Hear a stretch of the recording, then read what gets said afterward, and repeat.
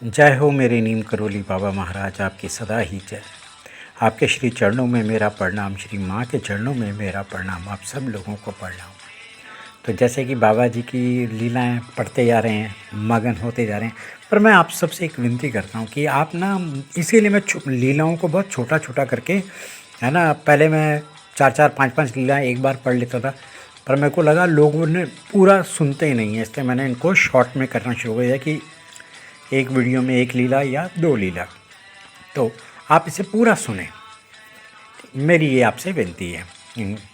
तो वैसे ही एक लीला शुरू करते हैं कि कैंची आश्रम में ना 1 महीने के गायत्री महायज्ञ का समापन हो रहा था। तो राजदी जी बोलते हैं कि कैंची निवासी श्री मनोहर पंत को विष्णु कुटी के ऊपर के कमरे में महाराज के चरणों के पास घुटने टेक कर वो चिल्लाते रहे, मतलब रुआसू हो के माँ माँ माँ। तो उनको जब ये आवाज़ सुनाई थी तो वो उनको समझ नहीं आया कि वो ये माँ माँ का शब्द क्यों कर रहे हैं।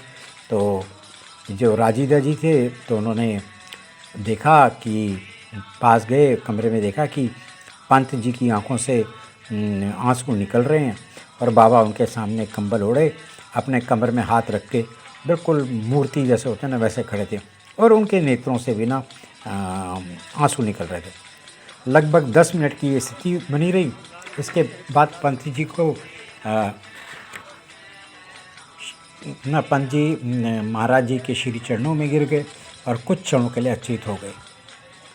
बाद में बहुत बाद में कि इस विषय पे जब बात होने लगी राजीदा जी से पंत की, तो उन्होंने बोला मैं तो बाबा की करुणामयी शक्ति को देखकर मतलब वैसा हो गया कि महाराज जी देवी के रूप में भी दिखाई दिए।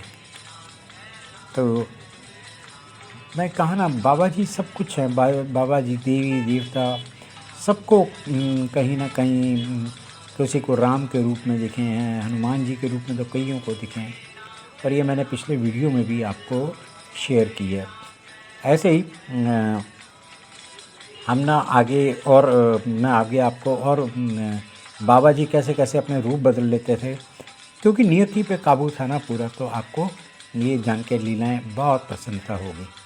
तो बाबा जी के श्री चरणों में मेरा प्रणाम, श्री माँ के चरणों में मेरा प्रणाम, आप सब लोगों को मेरा प्रणाम।